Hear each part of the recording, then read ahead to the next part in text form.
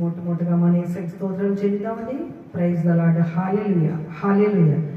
గత వారం అంతా మన యేసు మనల్ని ఎంతగానో కాచి కాపాడి మరొక పునరుత్థాన దినాన ఆయన సన్నిధికి మనం తీసుకొని వచ్చారు కదండి. కూడి వచ్చిన మీ అందరికీ లైవ్లో వీక్షిస్తున్న ప్రతి ఒక్కరికి గాడ్స్ గాస్పెల్ మినిస్ట్రీస్ తరఫున వందనాలు తెలియజేస్తున్నాను. మరి ఇప్పుడు కార్యక్రమాన్ని ప్రారంభించుకోవటానికి ముందుగా ప్రార్థనతో ప్రారంభించుకుందామండి. మమ్మల్ని మిక్కిలిగా ప్రేమించున్న మా ప్రియ పరలోక తండ్రి, మీ పాదాలకు స్తోత్రాలు స్తుతులు చెల్లిస్తున్నామయ్యా. గత వారం అంతా నాయన మీ యొక్క కృపను బట్టి ప్రేమను బట్టి నాయన మమ్మల్ని ఎంతగానో ప్రేమించి సజీవులుగా ఉంచి మీ సన్నిధికి మమ్మల్ని తీసుకొని వచ్చి మిమ్మల్ని ఆరాధించడానికి ఇచ్చిన గొప్ప ధన్యతను బట్టి మీకు స్తోత్రాలు చెల్లిస్తున్నామయ్యా. పాటల యందు స్తుతి ఆరాధన యందు చెప్పబడే వాక్యంతో మీరు మాతో మాట్లాడి మీరు మాత్రమే మహిమ పొందమని యేసు నామమున వేడుకొంచున్నాము తండ్రి, ఆమేన్. ఒక పాట పాడుకుంటూ దేవుని నామాన్ని స్తుతించుకుందామండి.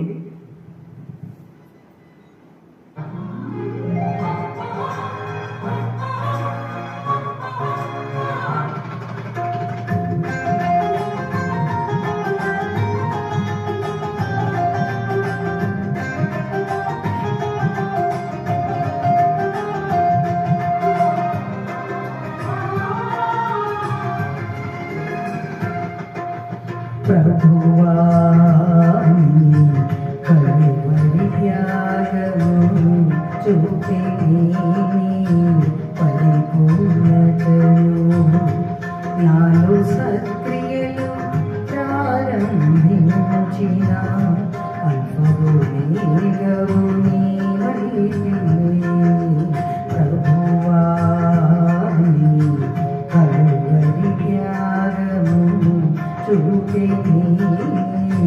పరిపూర్ణతను నాలో సత్క్రియలు ప్రారంభించిన అల్పభూమిగవు నీవైతివే.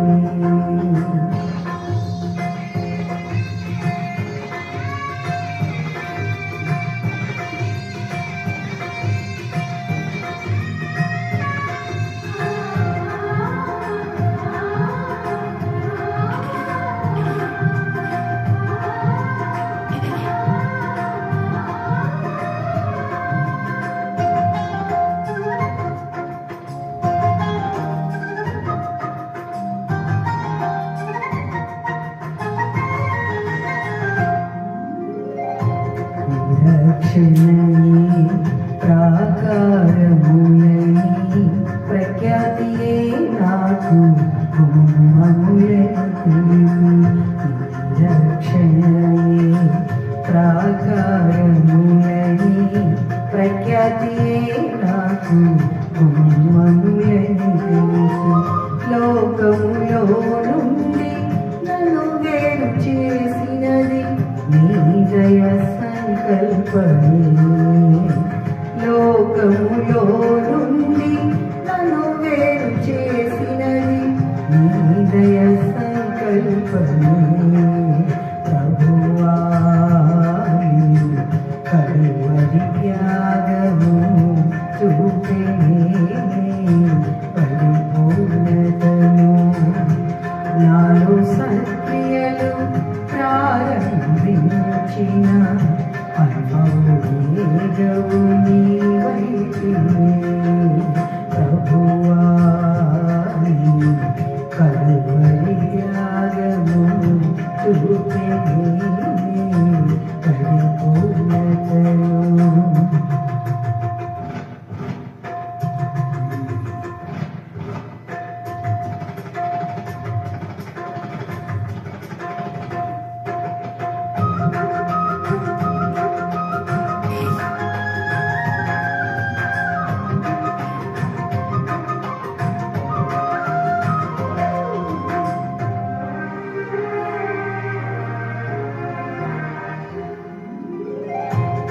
జీవపురియుగా నన్ను మార్చుటకే పరిశుద్ధాత్మను నాకు సగితే.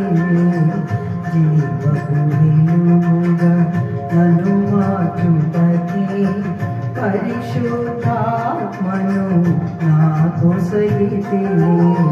శాశ్వత రాజ్యముకై నన్ను నియమించినది నీ అనాది సంకల్పమే. సంకల్పమే శాశ్వత రాజ్యముకై నన్ను నియమించినది నీ అనాది సంకల్పమే ప్రభువా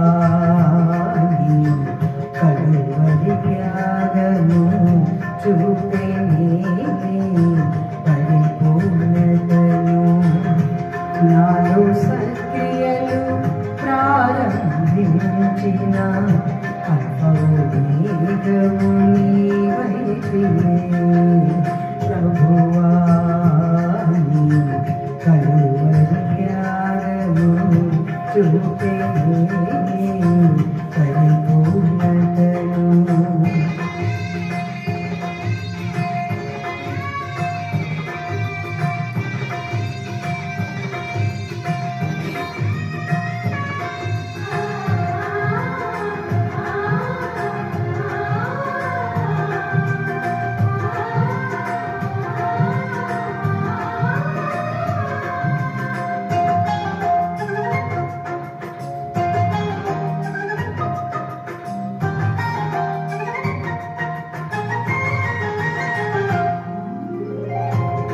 సంపూర్ణంగా నన్ను మార్చుటకే శ్రమలలో నీ కృప నిన్నుగా నీచితివే సంపూర్ణంగా నన్ను మార్చుటకే శ్రమలలో నీ కృప నిన్నుగా నీచితివే పరిపూర్ణ శాంతితో నన్ను కాచుటయే నీ నిత్య సంకల్పమే పరిపూర్ణ శాంతితో నన్ను కాచుటయే నీ నిత్య సంకల్పమే ప్రభువా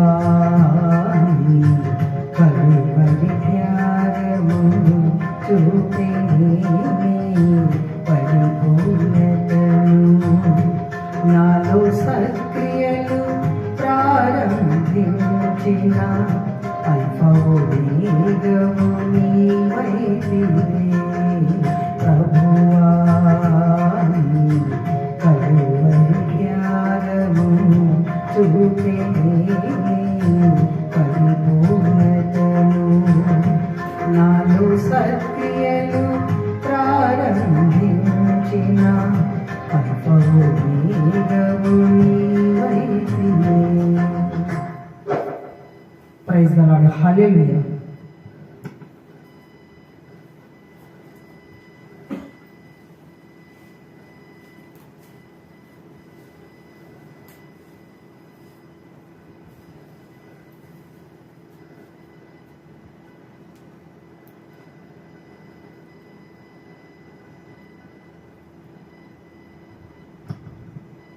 హల్లెలూయా.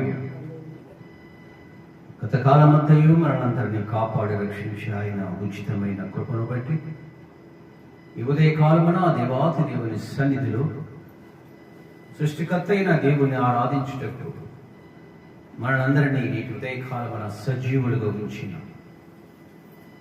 ఆ గొప్ప దేవునికి కృతజ్ఞతాస్తుతి స్తోత్రాలు చెల్లిస్తూ ఉన్నారు.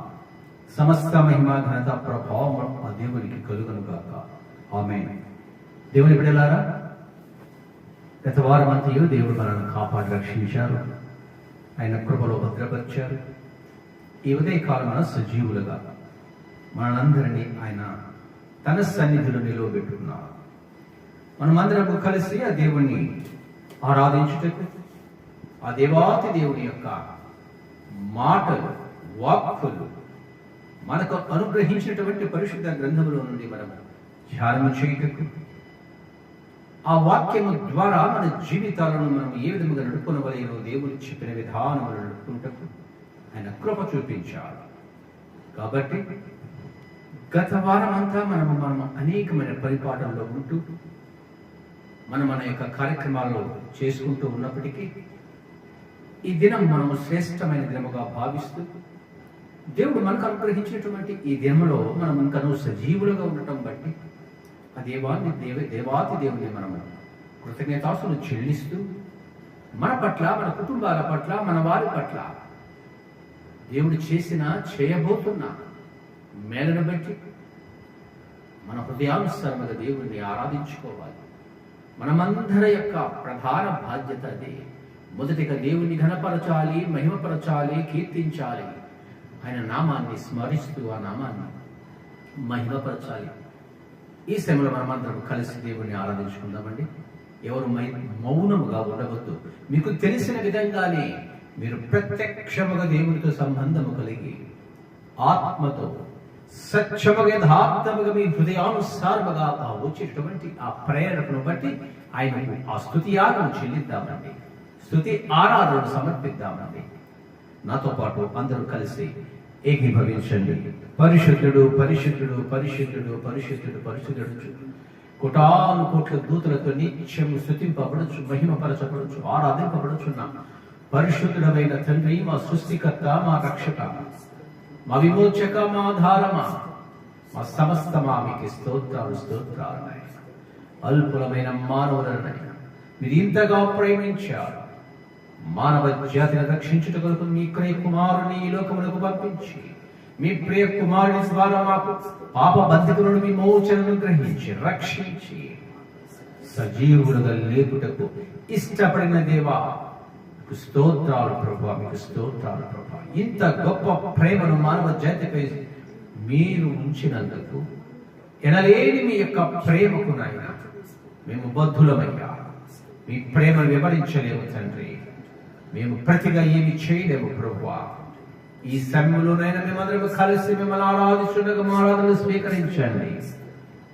మహోన్నతుడ, మహాగొప్ప, సర్వ సృష్టికర్త, సర్వమునకు ఆధారం, పంచభూతలు మీ చిత్త ప్రకారం మీరు ఆదేశించిన ఆదేశము ప్రకారం వాటి వాటి పనులు నిర్వర్తిస్తూ ఉన్నారు. మానవులకు కావలసిన సకల సమృద్ధిని అనుగ్రహిస్తున్న దేవా, మీకు స్తోత్రాలు. సకల ప్రాణులకు మీరు అనుగ్రహిస్తున్న ఆహారమును బట్టి, ఆశ్రయమును బట్టి స్తోత్రములు ప్రభువా. సకల ప్రాణులకు మీరు అనుగ్రహించిన సమృద్ధిని బట్టి స్తోత్రములు తండ్రి. సకల ప్రాణులలో ప్రత్యేకించి మీరు సృజించుకున్న ఈ మానవ జాతి పట్ల మీరు చూపిన ప్రేమను బట్టి స్తోత్రములు ప్రభువా. మానవ జాతి వరకు ప్రాణం పెట్టిన గొప్ప దేవ, మీకు స్తోత్రములు ప్రభువా. ఎన్నిక లేని మానవ జాతిని నాయన మీరు ఇంతగా ప్రేమించి ఇచ్చిన ఈ రక్షణను బట్టి, నూతన జీవితాలను బట్టి స్తోత్రములు ప్రభు. పాప బంధకముల నుండి నాయన మేము బయటకు రాలేని స్థితిలో ఉండగా, అపవాది చరణు బంధింపబడి ఉండగా మా కొరకు మీరు ప్రాణం పెట్టారు. ప్రతిగా తండ్రి మీ యొక్క ప్రాణము విమోచించింది మమ్మల్ని అందరినీ కూడా. మానవ జాతిని విమోచన కలిగించింది ప్రభా. అంతటి గొప్ప కార్యాన్ని మీరు జరిగించిన గొప్ప దేవా, మా జీవితాలకు ఆధారం మీరేనయ్యా. మీరు లేనిదే మేము లేము తండ్రి. మేమును మాకు అనుగ్రహించిన సమస్తమును మీవై ఉండగా మీ సన్నిధిలో ఆరాధిస్తూ ఉన్నాము ప్రభు. మా ఆరాధనను స్వీకరించు. మా హృదయాంతరంగంలో ఉన్నటువంటి నాయన విషయాలన్నీ గ్రహించిన గొప్ప దేవా, మీకు స్తోత్రములు ప్రభు, స్తోత్రములు.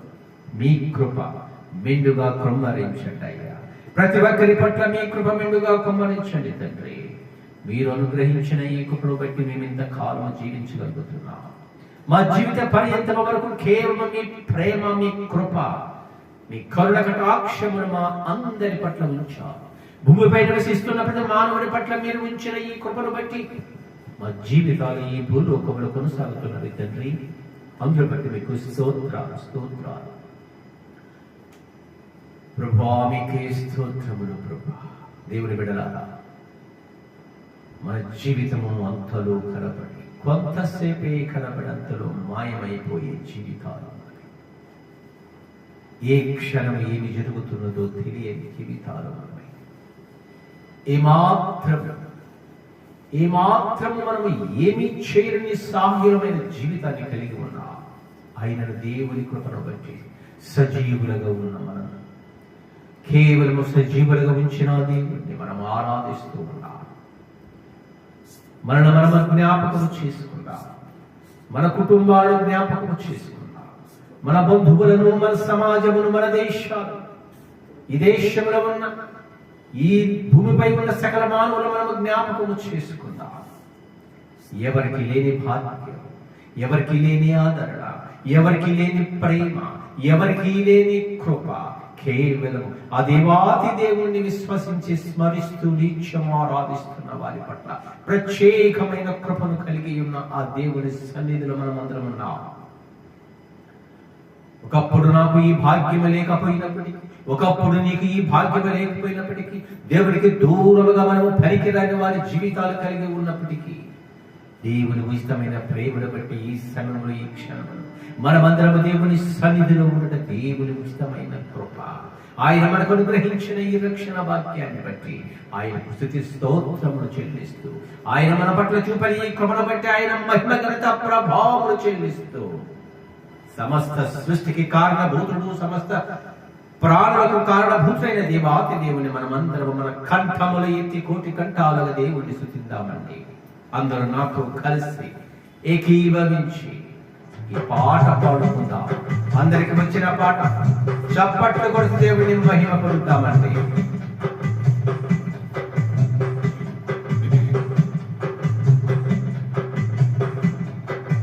నీ కృపా నాకు చాలును,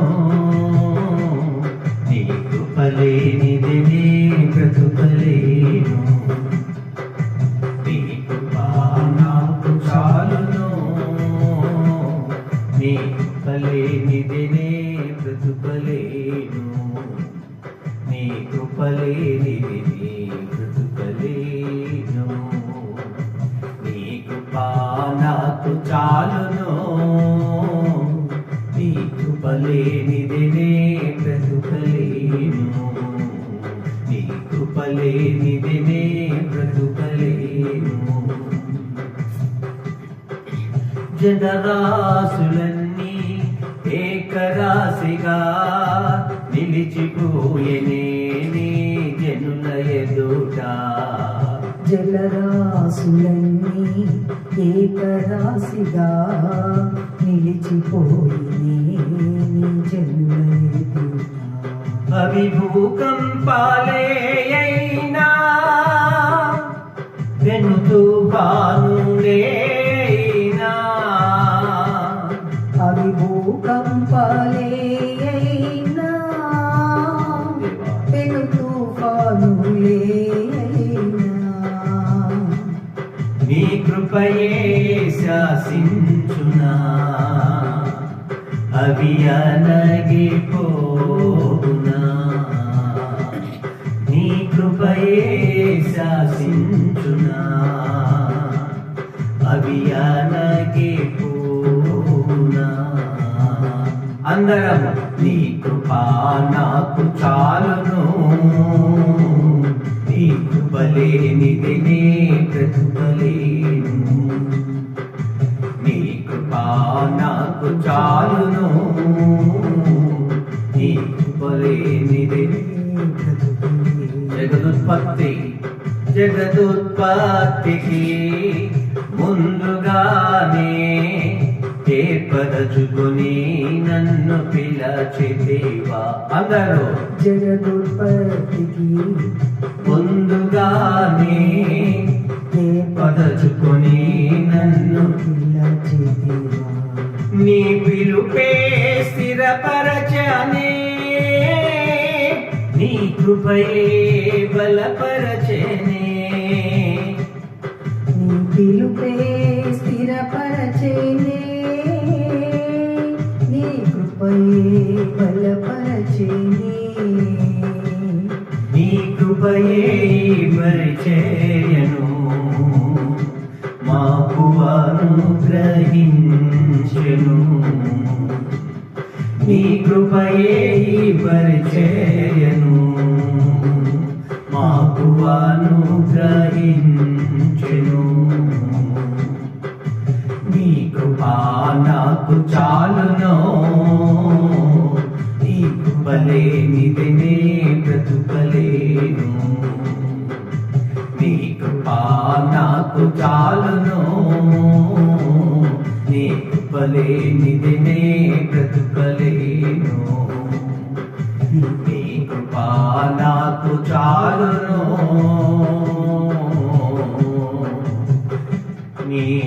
కృపలేనిది మేము బ్రతుకలేము. అవును దేవా, మా ఎడల మీ కృప చూపుట వలనే కేవలం మేము సజీవులుగా ఉన్నాం. మీ కృప లేకపోతే మేము బ్రతకలేము తండ్రి. ఈ లోకంలో మీ కృపను బట్టి మీకు స్తుతులు స్తోత్రాలు చెల్లిస్తున్నాం. మహాగురుడ మహోన్నతుడా, మీకే స్తోత్రాలయ్యా. కొద్ది సమయం మేమందరం కలిసి మిమ్మల్ని ఆరాధించుకుంటూ మీరు కృప చూపించిన గొప్ప దైవమా, మీకు స్తోత్రాలు. ఈ సమయంలోనైనా మీ వాక్యాన్ని మేము ధ్యానం చేయబోతున్నాము తండ్రి. అల్పులను అయోగ్యుడైన నన్ను మరుగు చేయండి. మీ వాక్యము నాతోను వింటున్న మీ బిడ్డలతోను మాట్లాడి మీ వాక్యాలను సర్వగా మా జీవితాలను నడుపుకుంటూ మీరు సహాయం చేసి నడిపించమని సమస్త మహిమ ఘనత ప్రభావములు మీకు మాత్రమే చెల్లిస్తూ మా ప్రభువును లోకరక్షకుడునైన యేసు క్రీస్తు నామములో ప్రార్థించి అడిగి వేడుకొనుచున్నాము తండ్రి. ఆమేన్. దేవుని బిడ్డలారా, కొద్ది నిమిషంలో మనం దేవుని వాక్యాన్ని ధ్యానం చేద్దామండి. రండి, మనమందరము కలిసి దేవుని సన్నిధిలో దేవుని వాక్యాన్ని ధ్యానం చేయబోతున్నాం. మన వద్ద ఉన్నటువంటి పరిశుద్ధ గ్రంథములు తెరచి దేవుని వాక్యాన్ని ధ్యానం చేద్దాం. వాక్యములో వ్రాయబడినటువంటి అంశాలను గ్రహిద్దాం. మన జీవితాలను ఏ విధంగా నడుపుకోవాలి అని నేర్చుకుందాం. దేవుడు మనకు పాఠాలు నేర్పిస్తున్నాడు. పాఠము విని గ్రహించి పాఠములో చెప్పిన విధముగా నేను వింటున్న మీరు, భూమిపై నివసిస్తున్న సకల మానవ జాతి విధిగా పాటించాలి. విధిగా పాటించిన వారికి లేదా విధిగా పాటించకపోయిన వారికి కూడా ప్రతిఫలము దేవుడి నుండి వస్తుంది. అది గమనించాలి ప్రతి ఒక్కరు. నేటి మన పాఠాంశము మంచి పని, వెల్ డూయింగ్. మంచి పని, సక్రియ అని కూడా మనం అంటాం. మంచి పని అండి. మంచి పనికి వ్యతిరేకముగా మరొక పని ఉన్నది. అది మనకు తెలుసు. బాల్యం నుండి కూడా మనకు అది తెలుసు. మంచి పని తెలిసినా తెలియకపోయినా మంచి పనికి వ్యతిరేకమైన పని ఏమిటి? చెడ్డ పని. అది బాగా తెలుసండి. పుట్టిన నాటి నుండి వృద్ధాప్యం వరకు ఇది తెలియని వాడు పుట్టుకలో ఎవరే అవ్వడును ఉండడు. This is true. ఈ సమయంలో మనం ఒక మంచి పని గురించి తెలుసుకోబోతున్నాం. దేవుని వాక్యం నుండి ఏమిటి ఆ మంచి పని? ఎవరు చేశారు ఆ మంచి పని? ఎవరు చేయమన్నారు ఆ మంచి పని? ఎవరికి చెప్పారు ఆ మంచి పని? It is nothing but the works of God. It is nothing but the works of God. ఈ మంచి పని మరేదో కాదు. దేవుని నుండి వచ్చిన మంచి పని, దేవుని నోటి నుండి వచ్చిన మంచి మాటలు ధ్యానం చేయబోతున్నాము. లూకా సువార్త 14వ అధ్యాయం 12వ వచనము చదవండి. మరియు ఆయన తన్ను పిలిచిన వానితో ఇట్లనెను, నీవు పగటి విందైనను రాత్రి విందైనను చేయనప్పుడు నీ స్నేహితులనైనను నీ సహోదరులనైనను నీ బంధువులనైనను ధనవంతులకు నీ పొరుగు వారినైనను పిలువవద్దు. వారు ఒకవేళ నేను మరలా పిలుతురు కనుక నీకు ప్రత్యుపకారం కలుగును. చాలండి, గమనించండి. ఒక సందర్భంలో, ఒక విశ్రాంతి దినం సమయంలో పరిసయ్యులలో ఒక అధికారులలో ఒకడు యేసుక్రీస్తు ప్రభు వారిని, శిష్యులను, మరి కొంతమందిని భోజనానికి ఆహ్వానించారు. విందు ఏర్పాటు చేశారట. ఆ విందుకు వీరందరినీ ఆహ్వానించటం జరిగింది. ఆ సమయంలో యేసుక్రీస్తు ప్రభు వారు, శిష్యులు, పిలువబడిన వారు దానికి వెళ్ళారు. ఆ సమయంలో కొన్ని మాటలు, కొన్ని విషయాలు చెబుతూ అనేక విషయాలు ఆ మొదటి వచనం నుండి ఉన్నవే. ఇప్పుడు మనము ధ్యానం చేయబోతున్న ఆ అంశము గురించి మనము ఇప్పుడు ధ్యానం చేద్దాము, తెలుసుకుందాము. ఆ భోజనానికి పిలిచిన వారితో యేసుక్రీస్తు ప్రభువు వారు అంటున్న మాటలు, మరియు ఆయన తన్ను పిలిచిన వారితో, ఒక వ్యక్తి పిలిచాడని అనుకున్నాం కదా, పై వచనంలో ఉంటుంది అది మొదటి ప్రారంభంలోనే. పరిసయ్యులలో అధికారులు ఒకని ఇంటిలో ఆ యొక్క విందు ఏర్పాటు చేశాడు, భోజన కార్యక్రమాలు ప్రారంభించారు. ఆ సమయంలో ఆ పిలిచిన వారితో యేసుక్రీస్తు ప్రభువు వారు అంటున్న మాటలు ఏమిటట? ఇప్పుడు చదువుకున్న మాటలు ఆ పిలిచిన వ్యక్తితో. ఇది బాగా గమనించాలి. ఈ వాక్యం చదువుతున్నప్పుడు మనము చాలా జాగ్రత్తగా ఆలోచిస్తూ ఉండాలి. ఈ వాక్యము మనకి పాఠము, గుణపాఠముగా కూడా ఉంటుంది. మనము నేర్చుకోవటానికి ఈ వాక్యం, ఒకవేళ ఆ విధంగానే మనం ఉంటే మనము ధన్యులమే. ఒకవేళ ఆ విధంగా మనం లేకపోతే, అందులో ఉన్న చెప్పిన విధముగా మనము చేయకుండా ఉండి మన సొంత ఆలోచనల ప్రకారము చేసుకున్నట్లయితే అక్కడ జరగబోయేటువంటి అనేకమైన ఆ పరిస్థితులు కూడా అక్కడే వ్రాయబడి దేవుడు మనకు తెలియజేస్తూ ఉంటాడు. కాబట్టి ఈ వాక్యంలో ఉన్న విషయాలను గ్రహిస్తూ అర్థం చేసుకోవడానికి దయచేసి ప్రతి ఒక్కరూ ప్రయత్నం చేయండి. దేవుడు మనందరికి సహాయం చేయనుగాక. ఏమని అంటున్నారండి? నీవు పగటి విందైనను రాత్రి విందైనను చేయనప్పుడు, దేవుని బిడ్డలారా వింటున్నా మీరు ఎవరైనా సరే, are you Christian or non Christian, దేవుని యందు విశ్వాసం ఇచ్చిన వారైనా, దేవుని యందు విశ్వాసం ఉంచని వారైనా, దేవుడు అంటే ఎవరో తెలియని వారైనప్పటికీ ఈ మాటలు, ఈ దేవుని మాటలు వింటూ ఉన్నట్లయితే కొంచెం గమనించండి. మీరు ఎవరైనప్పటికీ విందులు ఏర్పాటు చేసుకుంటాం కదా మనం, మన స్నేహితులతో, మన బంధువులతో, మన రక్త సంబంధులతో, తెలిసిన వారితో, సమాజంలో మిగిలినటువంటి తెలిసిన పరిచయం ఉన్న వాళ్ళతో అనేక ఆయా సందర్భాలలో మనము విందులు ఏర్పాటు చేసుకుంటాం. పగటి విందు జరుపుకుంటూ ఉంటాము, అలాగే రాత్రి సమయంలో కూడా జరుపుకుంటూ ఉంటాం. లంచ్ ఆర్ డిన్నర్ అంటుంటామే, అలాగే ఇక్కడ పగటి విందైనను రాత్రి విందైనను నీవు ఏర్పాటు చేసినప్పుడు ఏం చేయాలట? ఏం చేస్తున్నామట? నీ స్నేహితులనైనను, నీ సహోదరులనైనను, నీ బంధువులనైనను, ధనవంతులకు నీ పొరుగు వారినైనను పిలువవద్దు. Don't call them, don't invite them for your feast. ఇది విచిత్రంగా లేదండి ఈ మాట? మనం చేసేదే ఈ పని, అవునా కాదంటారా? నేనైనా మీరైనా ఎవరైనా ప్రతి ఒక్కరము చేసే పని ఇదే. ఆయా సందర్భాలలో మనము ఏదో ఒక కార్యక్రమాలు ఏర్పాటు చేసుకుంటాము. ఒకవేళ మనము దేవుని క్రైస్తవులుగా, దేవుని వాక్యానుసారముగా కొన్ని ఆచారాలు నిర్వర్తిస్తూ ఉంటాము కదూ. ఆ సమయాలలో మనము అనేక అంశాలను బట్టి దేవుని కృతజ్ఞతాస్తులు చెల్లించుకుంటూ ఆయన్ని ఆరాధిస్తాం, ఘనపరుస్తాం.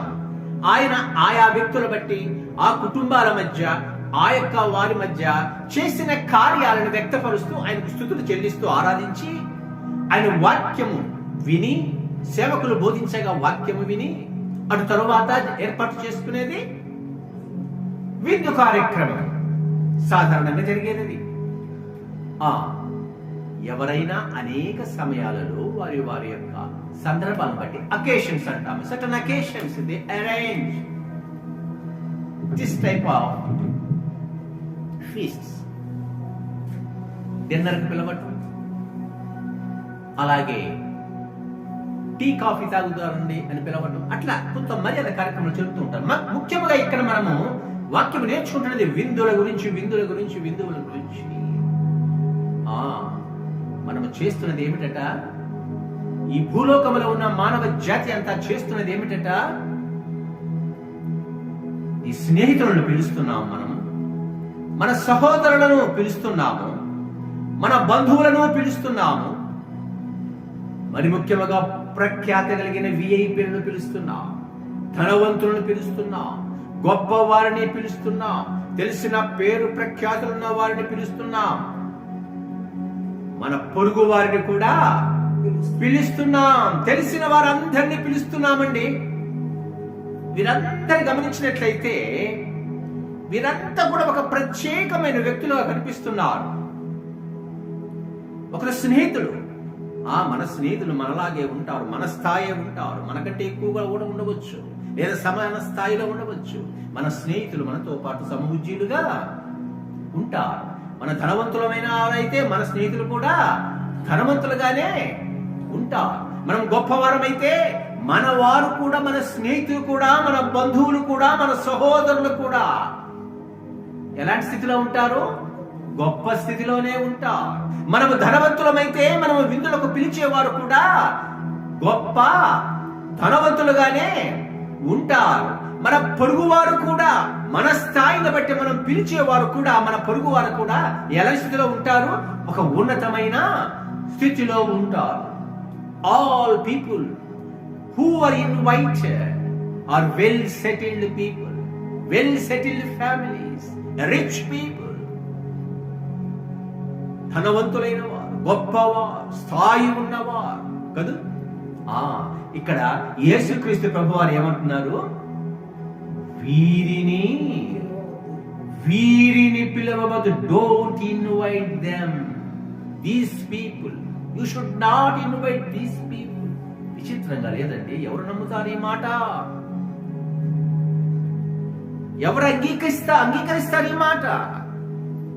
వింటున్న మనము కూడా అంగీకరించడానికి కొంత ఇబ్బందిగా ఉంటుంది కదూ. ఇక్కడ ఉద్దేశం ఏమిటో తెలుసా? ఇక్కడ రహస్యం ఏమిటో తెలుసా? ఇక్కడ వాస్తవం ఏమిటో తెలుసా? ఇక్కడ మంచి ఏమిటో తెలుసా?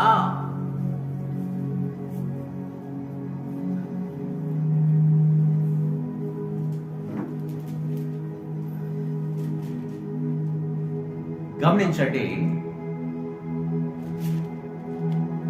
ఇందులోనే కొన్ని విషయాలు ఉన్నాయి.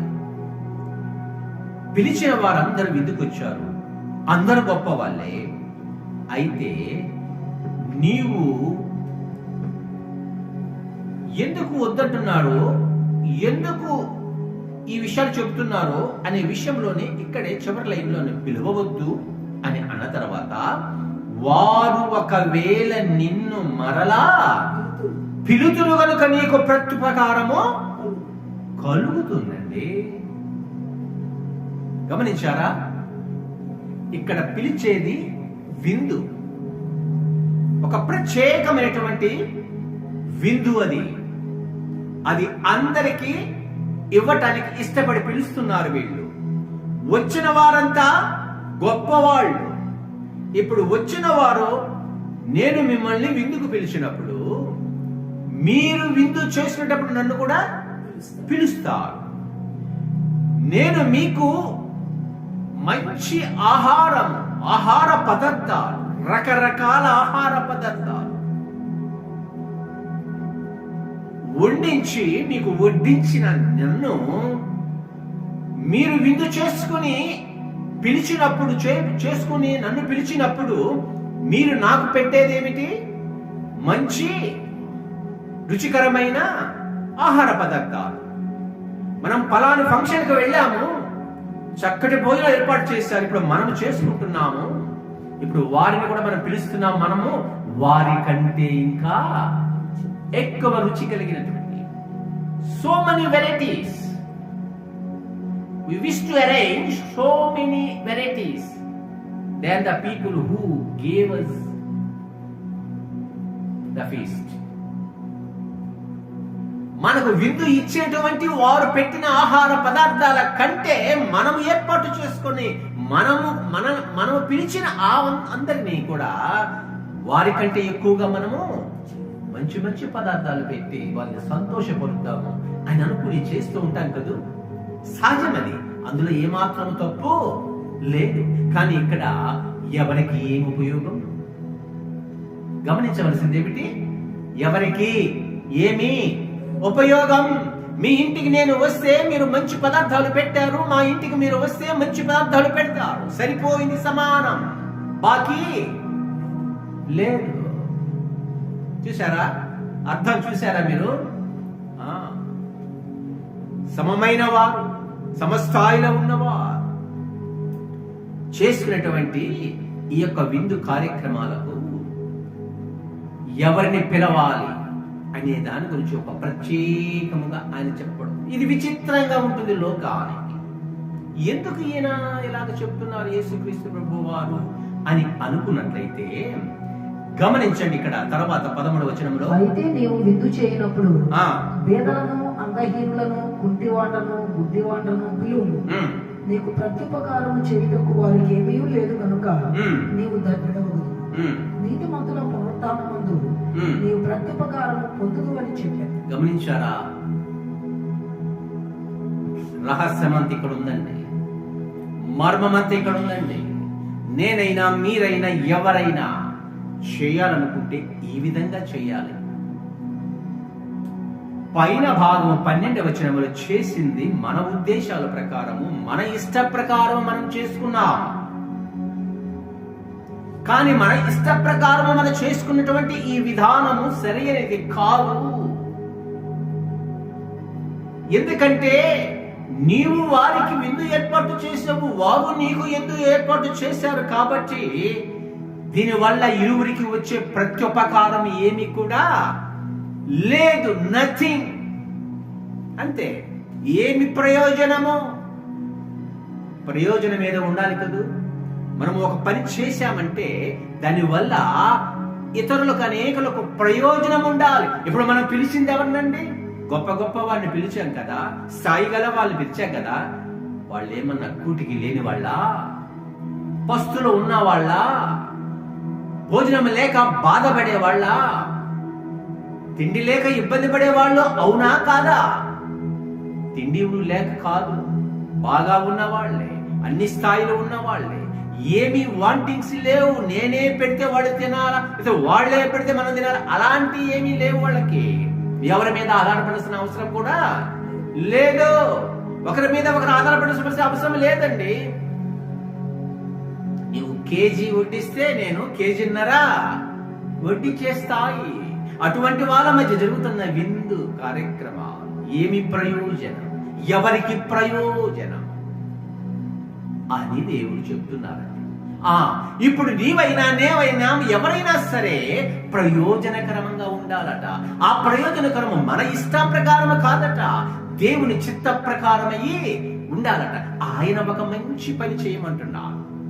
ఇప్పుడు వరకు మనం చేసింది మంచిదా చెడదంటే మంచిదే. మనం పిలిచిన వాళ్ళకి ఇష్టమైన వాళ్ళని పిలుచుకున్నాము, భోజనాలు పెట్టాము, చక్కటి ఆతిథ్యం ఇచ్చాము. అది చెడ్డదని ఎక్కడ లేదు, మంచిదే. కానీ ప్రయోజనము శూన్యము. No result, no reward. ఏ ఉపయోగం లేదట. దేవుని వాక్యం చెప్తుంది ఇక్కడ. ఇప్పుడు ఒక ఉపయోగకరమైనది ఏది? ఇప్పుడు విందు చేయబోతున్నటువంటి ఒక విందు ఉన్నదట. అది శ్రేష్టమైన ఉపయోగం అట. చేసిన వారికి మనకు ప్రయోజనం కదా కావలసింది, మేలు కదా కావలసింది. మనం చేసేటటువంటి కార్యము 10 మందికి మేలుకరంగా ఉండాలి కదా, 10 మందికి ఆదరణకరంగా ఉండాలి కదా, 10 మందికి ఆశ్రయంగా ఉండాలి కదా, 10 మందికి సహాయంగా ఉండాలి కదూ. సహాయం అవసరం లేని వారికి నువ్వు ఎంత సహాయం చేసినా ఏం ఉపయోగం? నువ్వు 1,00,000 రూపాయలు ఇస్తే అవతల వ్యక్తి మీకు 2 లక్షలు ఇచ్చేస్తాడు. ఏం ఉపయోగం, ఏమి ప్రయోజనం? ఇక్కడ చూడండి 13వ వచనంలో, అయితే నీవు విందు చేయనప్పుడు ఎవరిని పిలవాటండి? బీదలను, అంగహీనులను, గుడ్డివాండ్రను, కుంటివాండ్రను పిలువుము. Who are these people? ఎవరండి వీళ్ళు? ఎవరు వీళ్ళు? ఏ స్థాయి లేనివారు, సమాజములో ఎన్నికలు లేనివారు, సమాజములో ఏ విలువ లేనివారు, ఎవరు వారి వైపు చూడరండి, ఎవరు వారిని లక్ష్య పెట్టరు, వారి గురించి ఎవ్వరు కూడా పట్టించుకోరు. ఒక విందు కార్యక్రమము భారీగా జరుగుతూ ఉంటుంది. ఇప్పుడు పైన చెప్పుకున్నటువంటి ఈ గొప్ప గొప్ప వాళ్ళతో వస్తూ ఉంటారు. ఆ బయట ఎక్కడ దూరంగా ఎవరుంటారండి? ఎవరుంటారు? బీదలు, అంగహీనులు, కుంటివారు, గుడ్డివారు, వీరంతా ఎక్కడుంటారు?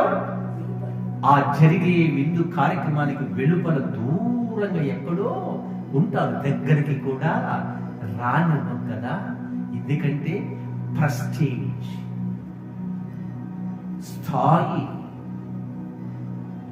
స్థాయి తగ్గిపోతుంది కదా. నిజమే, మనం చేసేదంతా ఇదే. నేర్చుకోవాలి పాఠం. నీవు విందు నీకు ఇష్టమైన వాళ్ళని పిలిపించి ఇచ్చావు, తప్పు ఏమాత్రం లేదు. కానీ నీకు ప్రయోజనము శూన్యము. కానీ నీవు విందు ఇవ్వవలసినది యేసు క్రీస్తు ప్రభువారు చెప్పిన విధానం ఏమిటి తెలుసా? బీదలను, అంగహీనులను, కుంటివాళ్ళను, గుడ్డివారిని పిలువము. You should invite them, these people only. Why? Because. ఎందుకు వీరినే పిలవాలి? వారిని పిలిస్తే ఏమిటి తప్పు? వారిని పిలిస్తే తప్పు లేదు, కానీ వారి నుండి వచ్చే ప్రయోజనం నీకు కానీ, నీ నుండి వచ్చే ప్రయోజనం వారికి కొని శూన్యము. మరి ఇది చేస్తే, ఈ కార్యము చేస్తే, దేవుడు చెప్పిన విధంగా చేస్తే ఏమిటి ప్రయోజనం? క్రిందనే వ్రాయబడినది, నీకు ప్రత్యుపకారము చేయుటకు వారికి ఏమీ లేదు. నీవు పెట్టిన ఆహారం, ఆ చక్కటి ఆహార పదార్థాలు ఈ కుంటి వాళ్ళకు, గుడ్డి వాళ్ళకు, అంగహీనులకు, ఈ బీదలకు, ఈ విలువలేని, ఈ చూడటానికే తక్కువగా బీద కనిపించేటటువంటి, ఏ మాత్రం విలువ లేనిటువంటి ఈ మనుషులకు నీవు ఆ యొక్క రుచికరమైనటువంటి ఆ భోజన పదార్థాలు వీరికి పెట్టావనుకో, వీరు తిరిగి నీకు పెట్టరు. వారికి, పేదవాళ్ళకి, ఇప్పుడు చెప్పిన వీళ్ళకి నీ భోజన పదార్థాలు, నీ రుచికరమైన ఆహార పదార్థాలు వీరిని పిలిచి పెడితే తిరిగి వీరి నుండి నీకు ప్రత్యుపకారం చేసే స్తోమత వారికి లేదు. మరి నీ చేయి పైనే ఉన్నది. చూసారా దేవుడు చేసే కార్యం? ఇప్పుడు మరి ముఖ్యంగా గమనించవలసినదండి, ముందు పిలిచిన వారు గొప్ప గొప్ప వారు, స్థాయి గలవారు. వారు వచ్చారు, విందు ఆరగించారు, వెళ్ళిపోయారు. కానీ వారు పస్తులు ఉండే వ్యక్తులు కాదు, గమనించాలి. కానీ రెండవ వారు, వీరంతా ఎవరు పెడితే తిందామా, ఎక్కడ ఆహారం దొరుకుతుందా, ఈ పూటకు మా కడుపు నిండుతుందా లేదా, ఎవరైనా సహాయం చేస్తారా, ఈ పూట భోజనము ఎక్కడ దొరుకుతుందని వెతుకుతూ వెతుకుతూ వెతుకుతూ దొరికితే కొంచెం తింటారు, లేకపోతే నీళ్లు తాగి అలాగే పస్తుగా పడుకుంటారండి. చూశారు ఇలా స్థాయి? వీరు ఎటువంటి వారు? ఏ స్థితిలో ఉన్నారు? ఆకలి గునిన వారు. మొదటిగా మీరు పిలిచిన వారు ఎవరు? ఆకలి లేనివారు, ఆకలి కోసం ఆతృత పడేవారు కాదు. వారు అనుకున్న సమయానికి ఏదైనా చేసుకుని తినగలరు, ఎంత విలువైనా పెట్టి తినగలరు. మరి వీరు ఆకలి కోసం ఆర్తనాదాలు చేసే ప్రజలు. గమనించారా దేవుని బిడ్డలారా? నీకు ఎవరికి విందు చేస్తే ప్రయోజనమట? బీదలకు, అంగహీనులకు, కుంటివాడుకు, గుడ్డివాడుకు, వారిని పిలిచి పెట్టయ్యా విందు. అప్పుడు వారు మీకు తిరిగి విందు ఏర్పాటు చేయలేరు. ఎందుకంటే వారు నిస్సహాయులు, ఏ స్థాయి లేని వారు, నీకు ప్రత్యుపకారం చేయలేరు. కనుక అప్పుడు నీవు చేసినటువంటి ఈ విందును బట్టి, ఆ పేదలకు చేసిన విందును బట్టి నీవు ధన్యుడమట, చేసిన వ్యక్తి ధన్యుడట. ఎందుకు? ఆ ధన్యత ఏమొస్తుందట? గమనించండి, నీతిమంతుల పునరుత్థానమందు నీకు ప్రత్యుపకారం పొందుదు అని చెప్పాను. నీతిమంతుల పునరుద్ధానం ఉందట. ఆ పునరుద్ధానంలో ప్రత్యుపకారము జరుగుతుందట వీరికి. ఎవరికి? ఈ ఆకలిగా ఉన్న వారికి, పిలిచి విందు చేసిన వారికి. ఇది ఎంతవరకు నిజమంటారంటే 100కు 100% నిజము. ఆకలి ఉన్న వాడికి ఆహారం పెడితే ఆ వ్యక్తి దృష్టిలో మనం ఎలాంటి వారముగా ఉంటాము? ఎంతో ప్రేమ కలిగిన వారిగా ఉంటాం. సహాయం కొరకు ఎదురు చూసే వారికి ఎవరైనా సహాయం చేస్తే వారి దృష్టిలో ఈ సహాయం చేసిన వ్యక్తి ఎలా ఉంటాడు? దేవునిలాగా వచ్చి మాకు సహాయం చేశావయ్యా అని అంటారు కదా. మనుషులే ఇక్కడ ఇలాగా మంచి మాటలు చెప్తే సహాయం చేసిన వారికి, మేలు చేసిన వారికి ఇక దేవుడు ఇచ్చేటువంటి ప్రత్యుపకారం తెలుసా? దేవుడు ఇచ్చేటువంటి ఆ రివార్డ్ తెలుసా? అది ఏమిటో? ఈ పనులన్నీ ఎవరు చేస్తారటండి? ఇలాంటి పనులన్నీ, ఇలాంటి స్వభావం బాగా ఆలోచించి ఎవరు చేస్తారట? కొంతమంది చేస్తారటండి. ఆ కొంతమందిని సమాజంలో వారు ఎలా జీవిస్తారట? నీతిగా, న్యాయంగా, దయగలిగి, ప్రేమ కలిగి, పేదలైన కటాక్షము చూపి అందరినీ ప్రేమిస్తూ జీవిస్తూ ఉంటారు. వీరు ఈ యొక్క అనగారిన ప్రజలకు ఇలాంటి మంచి కార్యక్రమాలు చేస్తూ ఉంటారట. వీరికి ఉన్నటువంటి ఒక ప్రత్యేక లక్షణం ఏమిటో తెలుసా? వీరికి ఉన్న ప్రత్యేక లక్షణం నీతిమంతుల పునరుద్ధానమందు. ఎవరు నీతిమంతులు? నీతి కార్యాలు చేసేవారు, సత్క్రియలు చేసేవారు, మంచి పనులు చేసేవారు, దేవుని చిత్తాన్ని బట్టి చేసేవారు. అర్థమైంది కదా? మంచి పనులు చేసేవారి హృదయం ఎలా ఉంటుంది? మంచిగా ఉంటుంది. ఇక్కడ గమనించవలసినది ఒకటి ఉన్నది.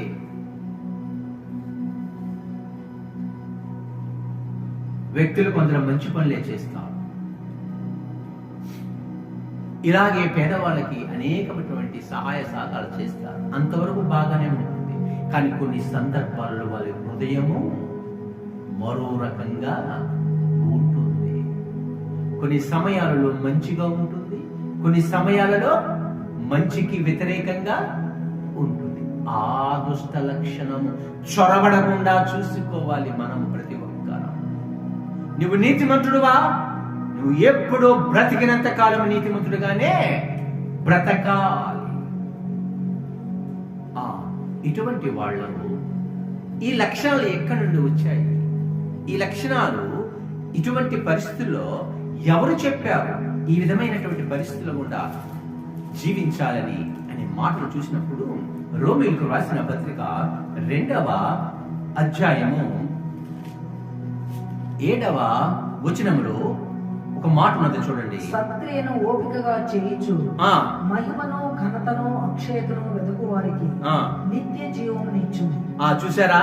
సత్క్రియనట, మంచి పనిని ఓపిగ్గా చేయాలట. పేదవాళ్ళకి ఓపిగ్గా ఎవరు సహాయం చేస్తారండి?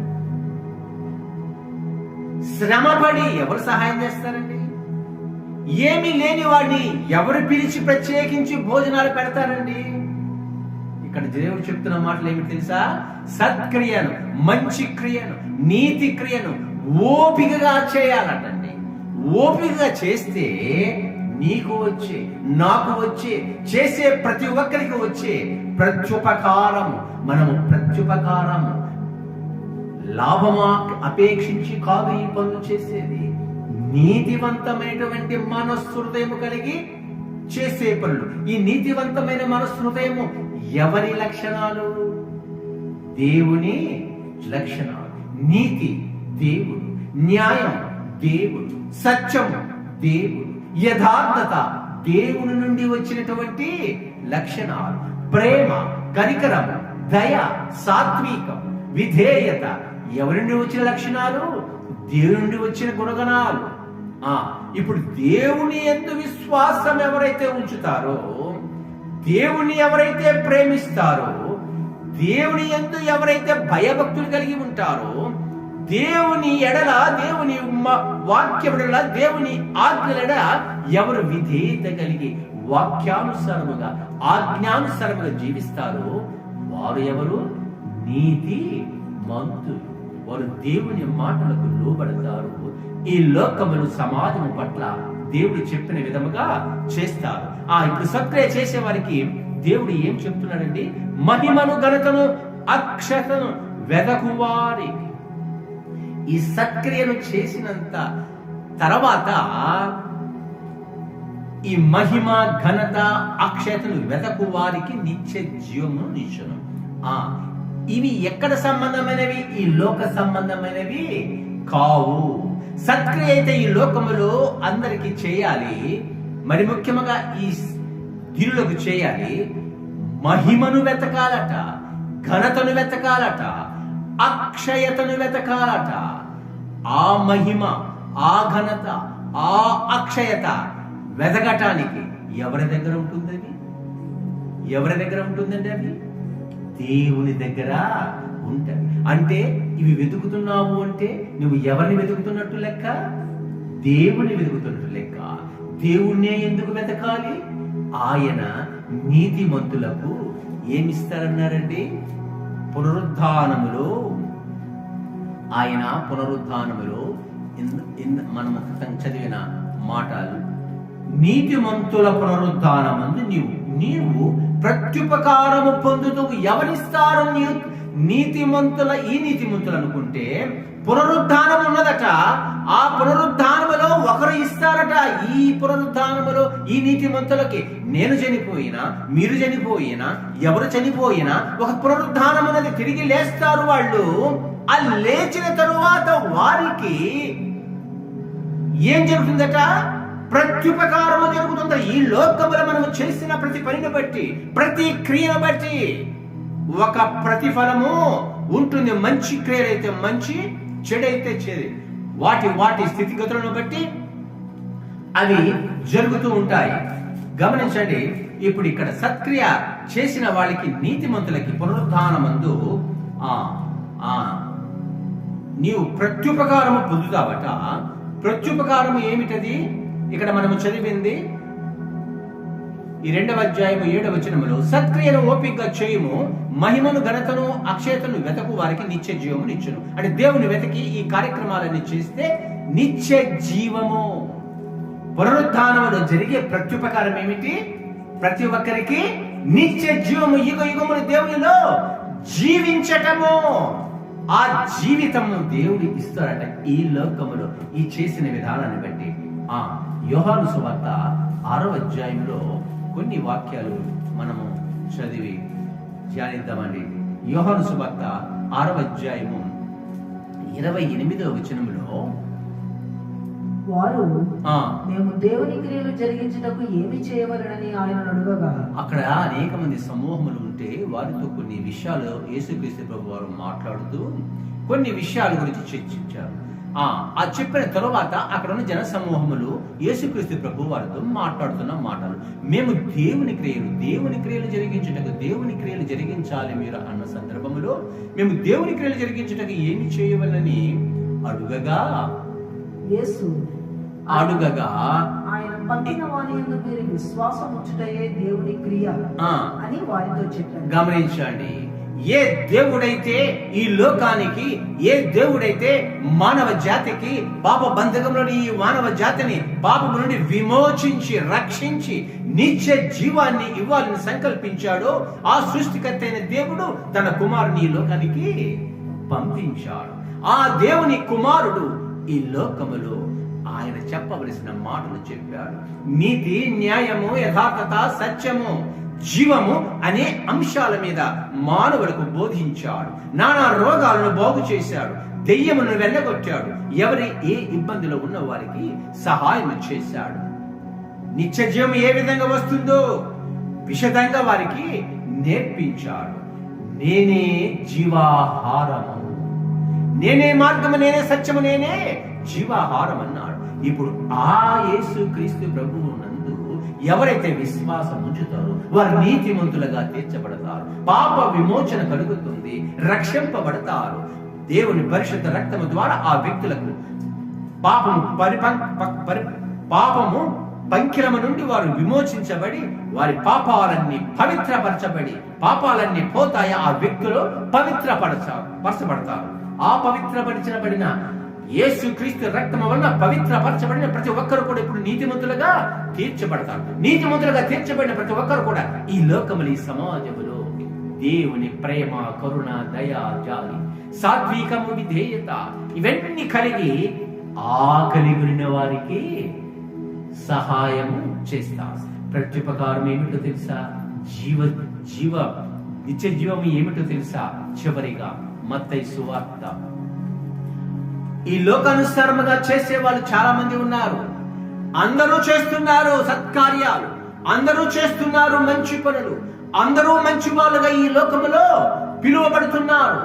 అందరూ, ప్రతి ఒక్కరూ కూడా ఎదుటి వానికి ఏదో ఒక సహాయం చేస్తూనే ఉన్నారు.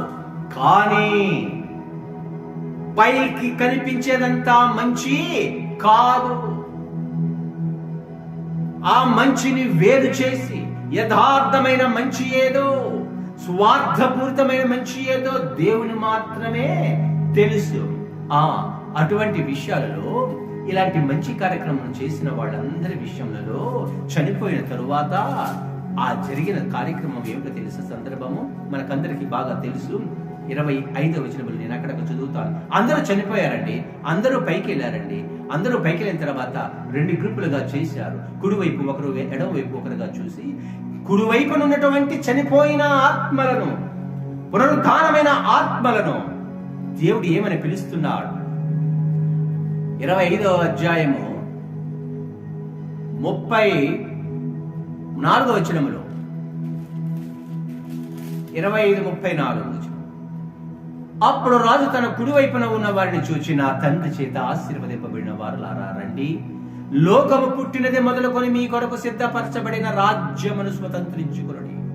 నీతిమంతుల పునరుద్ధానములో ఈ యొక్క సహాయం చేసిన వారికి ప్రత్యుపకారము పొందుతారని యేసుక్రీస్తు ప్రభువు వారు ఈ లోకములో ఉన్నప్పుడు చెప్పారు కదా. ఆ నీతిమంతులు దేవుని వాక్యానుసారంగా దేవుడు చెప్పిన విధముగా బీదలకు, కుంటి వారికి, గుడ్డి వారికి, అంటే అవసరతలో ఉన్నవారు, ఇబ్బందిలో ఉన్నవారు, వారు దేవుని ప్రజలే. సహాయం చేసేవారు దేవుని ప్రజలే. సహాయం కోసం ఎదురు చూసేవాళ్ళు కూడా దేవుని ప్రజలే. అందరూ దేవుని ప్రజలే. కొంతమంది సహాయం చేసే స్థితిలో ఉన్నారు, మరి కొంతమంది నిస్సహాయులుగా ఉన్నారు. వారు వీరు ఇద్దరు దేవుని ప్రజలే. చేసే సహాయములో యథార్థత ఏమున్నదో అనేది ఇక్కడ ప్రస్ఫుటమవుతున్నది. వీరందరూ సహాయం చేశారటండి. అందులో కొందరిని ఒక కుడివైపుకు పిలిచి, నా తండ్రి చేత ఆశీర్వదింపబడిన వారలారా, లోకము పుట్టింది మొదలుకొని మీ కొరకు సిద్ధపరిచిన రాజ్యమును స్వతంత్రించుకోండి. అది దేవుడిచ్చిన ప్రత్యుపకారం. ఎందుకట? అయ్యా మేము ఏం చేశామయ్యా, మేము ఏం చేశామని, ఏమి మంచి చేశామని మీరు మాకు ఈ యొక్క ప్రత్యుపకారాన్ని చేస్తున్నారు, ఈ గొప్ప కార్యం చేస్తున్నారంటే ఆయన అంటున్నారు 35వ వచనంలో, నేను ఆకలి ఉంటిని, మీరు నాకు భోజనం పెట్టితిరి. విందు జరుగుతున్నది. ఆకలి లేని వారు విందులో పాల్గొన్నారు, సృష్టిగా భోంచేశారు, వెళ్ళిపోయారు. 2వ రోజు వారి ఇళ్లలో బ్రహ్మాండమైన ఆహారం తిన్నారు. వారికి ఏ మాత్రము ఆకలి కొరకు ఎదురు చూడవలసిన పని లేదు. కానీ అదే సమయంలో ఒక గొప్ప విందు జరుగుతుండగా దానికి దూరంగా దగ్గరలోనే మరి కొంతమంది ఉన్నారు. వారు ఇప్పుడు ఎలా ఉన్నారు? ఆకలి బాధ, వేదన, రోదన, బలహీన స్థితి, దుర్భర స్థితి. ఎవరు వాళ్ళు? వాళ్ళు దేవుని బిడ్డలే, వీరు దేవుని బిడ్డలే. స్థితి చూశారా? సందర్భం చూశారా? మానవులు ఎలా స్థితిలో ఉన్నారు? ఎవరు ఎవరికి సహాయం చెయ్యాలి, ఎవరు ఎవరికి సహాయం చేస్తే ప్రయోజనము, ఎవరు ఎవరికి సహాయం చేస్తే అది దేవుడు అంగీకరిస్తాడు. అంటే కడుపు నిండిన వాడికి నువ్వు పిలిచి భోజనం పెడితే నీకు ఏమి ప్రయోజనమయ్యా? ఆకలి కొని బాధల్లో ఉన్నాడు, రోధనలో ఉన్నాడు, అది చూస్తున్నావు నీవు, కానీ పిలిచి భోజనము నీవు పెట్టడము లేదో. అప్పుడు జరుగుతున్నదండి ఇది. ఆ సమయంలో నీతిమంతులుగా ఉన్నవాళ్ళు ఆకలిగా ఉన్న వారికి భోజనం పెట్టారట. ఇక్కడ ఏమని చెప్తున్నాడు? నేను ఆకలి ఉంటిని, మీరు నాకు భోజనము పెట్టితిరి. మేమెప్పుడు పెట్టామయ్యా? దప్పిగొంటిని, నాకు దాహం ఇచ్చితిరే. పరదేశినయుంటిని, నన్ను చేర్చుకొంటిరి. దిగంబరినయుంటిని, నాకు బట్టలు ఇచ్చితిరి. రోగినయుంటిని, నన్ను చూడవచ్చితిరి. చెరసాలలో ఉంటిని, నా యొద్దకు వచ్చితిరని చెప్పును. చూసారా? నీతిమంతులట, దిక్కులేని వారికి, బలహీనులకు, ఏ యొక్క యోగ్యత లేని వారు, సమాజంలో ఎందుకు పనికి రాకుండా ఉన్న వాళ్ళకి, ఎవరు వీళ్ళు? దేవుని బిడ్డలు. దేవుడు ప్రేమించిన బిడ్డను, అదే దేవుడు ప్రేమించిన బిడ్డ మరి ఒక స్థాయిలో ఉన్నాడు, మంచి స్థాయిలో ఉన్నాడు, కానీ అది నీతిమంతుడిగా ఉంటున్నాడు. వీళ్ళు చూడటానికి ఏమో బలహీనులుగా ఉన్నారు, సహాయకులు చూస్తున్నారు. వారు నీతిమంతులే, వారు సహాయం చేయగలిగిన స్థితిలో ఉన్నారు. దేవుని ప్రజలైన వీరిరువురు కూడా ఒక్కరి మరొకరికి సహాయం చేశారు. కాబట్టి మిక్కిరే అయ్యా మేము ఎప్పుడు సహాయం చేశామంటే 40 వచనంలో అందుకు రాజు, మిక్కిలి అల్పులైన ఈ నా సహోదరులలో ఒకనికి మీరు చేస్తే కనుక నాకు చేసిన నిశ్చయముగా మీతో చెప్పుకునే వారితో అన్నారు. వీళ్ళంతా ఈ దౌర్భాగ్యతలో దీనస్థితిలో ఉన్న వాళ్ళంతా ఎవరికి సహోదరులు? దేవునికి సహోదరులు, దేవుని బిడ్డలు. సహాయం చేసేవారు కూడా దేవుని ప్రేమించిన వారే దేవుని బిడ్డలే. మరి ఎవరు ఈ యొక్క బిడ్డలందరూ సహాయం చేశారు? నీతిగా ఉన్న దేవుని బిడ్డలు, పేదరికములో ఉన్నటువంటి, అవస్థలో ఉన్నటువంటి, ఇబ్బందిలో ఉన్నటువంటి వారికి సహాయం చేసిన వారిని దేవుడు ఆశీర్వదించాడు. మిగిలిన వారు సహాయం చేశారు. ఎవరికి? ఆకలి లేనివారు కావచ్చు, ఆకలితో ఉన్నవారు కావచ్చు, కానీ అత్యవసరమైన బాధల్లో ఉన్న వారికి సమయానికి వారు సహాయము చేసినట్టుగా లేదు. వారిని ఏమని సంబోధించాడు తెలుసా? అక్రమము చేయువారలారా, సువార్థపూరితముగా సహాయం చేసిన వారలారా, క్రమమైన విధానములో మీరు సహాయం చేయలేదు, సువార్థముతో, దుర్వ్యాపారముతో, దుర్లాభముతో చేశారు అనే భావం వస్తుంది అక్కడ. వారందరూ కూడా ఇప్పుడు ఏమైపోయారట? ఏ లెక్కలోకి వెళ్ళిపోయారు? శపించబడిన వారు. కాబట్టి మనము నేర్చుకోవలసినది నీతిగా, యథార్థతగా, దేవుని ఎడల భయభక్తులు కలిగి నిస్వార్థముతో మన సహాయము చేయాలి. మనకి ఏదో లాభము జరుగుతుందని కాదు సుమా, మన బాధ్యత ఇది. దేవుడు మనకిచ్చాడు, చేయగలిగిన సహాయం స్థితి మనకిచ్చాడు. మనము దేవుని బిడ్డలకి సహాయము చేయాలి, బాధల్లో ఉన్న వారికి సహాయము చేయాలి, అన్ని స్థాయిలలో ఇబ్బందులో ఉన్న వారికి సహాయము చేయాలి. మేలు చేయ ఎరిగియు అట్లు చేయని వానికి పాపము కలుగును. ఆ పాపము మనకు కలగకుండా మనము చూసుకోవాలి. ప్రతి ఒక్కరూ మంచి పనులు చేస్తూ, దేవుడు చెప్పిన పనులు చేస్తూ, దేవునికి ఇష్టనిగా ఉంటే మన జీవితాలకు పునరుద్ధానం, మరణాంతరము పునరుద్ధానమైనప్పుడు దేవుని రాజ్యమున మనకి ప్రవేశం ఉంటుంది. ఈ వాక్యం మన జీవితాలకు ఆశీర్వదకరంగా మార్చుకుని గాక. ఆమేన్. ప్రార్థించుకుందాం. మహాగణుడ, మహోన్నతుడ, సర్వశక్తిమంతుడ, సర్వాధికారి, మా గొప్ప దేవ, మీ వాక్యము ద్వారా మేము అనేక విషయాలు నేర్పించారయ్యా. మా జీవితాలను మీ వాక్యానుసారంగా మేము సత్క్రియలు చేస్తూ నీతిగా, న్యాయవంతంగా, యథార్థంగా నాయన ఈ లోకములు జీవించడం, బాధల్లో, వేదల, దుఃఖంలో ఉన్న వారికి, ఆపదలో ఉన్న వారికి చేయగలిగిన సహాయం ఎరిగి నాయనా మేము వెంటనే చేయగలిగే స్థితిలో మేమందరం నడుచుటకు మీరు కృప చూపి మమ్మల్ని నడిపించమని సమస్త మహిమ, ఘనత, ప్రభావాలు మీకే చెల్లిస్తూ మా ప్రభువును లోకరక్షకుడైన యేసు క్రీస్తు నామములో ప్రార్థించి వేడుకొనుచున్నాము తండ్రి. ఆమేన్. మన తండ్రి అయిన దేవుని యొక్క ప్రేమ, మన రక్షకుడైన యేసు క్రీస్తు కృపవారి కృపయు నిత్యం మనకు తోడుగా ఉంచినటువంటి పరిశుద్ధాత్మని యొక్క సహవాసం భూమిపై నివసిస్తున్న సకల పరిశుద్ధులకు, దేవునికి ఇష్టలైన వారందరికీ కూడా సదా తోడైనను గాక. ఆమేన్. అందరికీ వందనములండి.